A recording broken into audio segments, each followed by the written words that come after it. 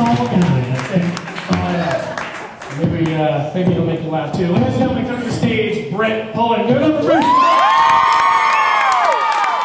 see how it's going to be. It's all about Brent. Well, I wasn't going to stack it in my favor or what? The 7 of you here tonight that don't know me, I'm married. Anyone else here married? Yeah. Okay, yeah, all 4 of you. My wife is Catholic, I'm not. So to get married to her in a Catholic church, I had to go to marriage prep class. Not really a big deal, but I had to sit down with a Catholic priest who I have no experience with and take love advice from this guy.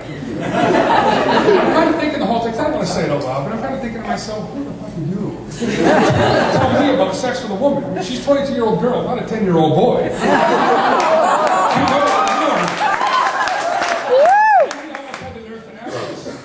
Living together.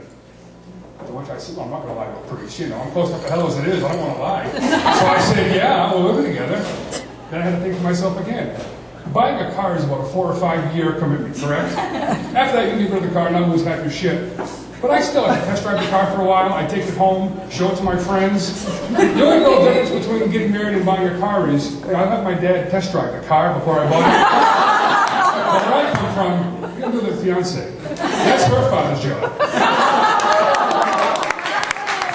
I drive around a lot on my average day, and the other day I happened to walk by a bulletin board, and it kind of struck me as odd. I see a sign for Overeaters Anonymous.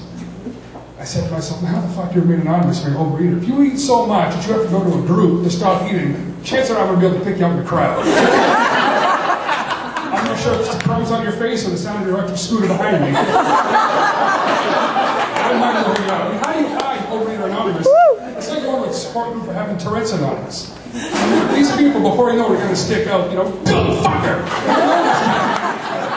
He's not going to blend in the crowd. But I gotta sometimes wonder, I'm not trying to poke fun of one now, but you see people who are obese. And I'm not in the best shape of my life. Well, actually, sadly enough, this is the best shape of my life. But at one point, they have to stop being able to wipe their ass. So you gotta wonder, you woke up one day, it was kind of tough to wipe your ass, and one day you couldn't. How do you not know you've gone too far? You use a stick to wipe your ass, you know you got problems. But to switch gears a little bit, how many people here like dogs? I got a dog. Everyone else? What is this, apartment? I mean, more people love dogs than are married? Anyhow, I got one of those chocolate labs, which, by the way, the name is kind of misleading. It tastes nothing like chocolate. But I went to the breeder, and the guy says, well, he's got papers. I said, oh, no shit. I said, what are papers for? Well, if you got papers, you can breed them. I said, oh, so you can make $400 a piece on these stud dogs. I said, that's a hell of a deal. So I took him home, and I'll tell you right up front, those papers ain't worth a fuck. Because I got the dog home, and I started to get myself up behind him, and I showed him the papers, and he dug the piss out of my hips. So the next time I buy a dog, you can go to hell with the papers. I just want a pair of gloves and some nice chaps. I kind of getting back to, poking fun at people who I can obviously do one up at any point. I heard about this coolest word called sleep apnea. Have you ever heard of that? It's when you stop breathing when you sleep. That's a little scary.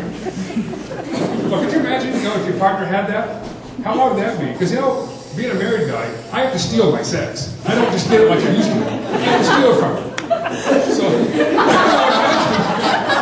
I cannot imagine trying to wake up, sneak over, and there she is, full mask like Darth Vader.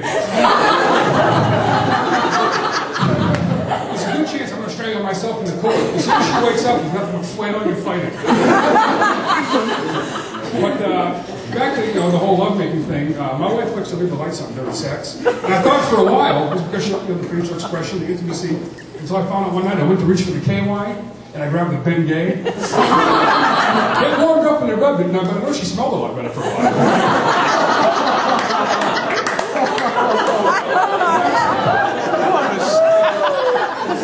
After having kids, I realized you have to spell everything out at the dinner table, unless you want the kids to know about it. And there comes a time that I did learn recently that stops. And my daughter is 6, and she's relatively smart for a 6-year-old, and she's starting to learn how to spell.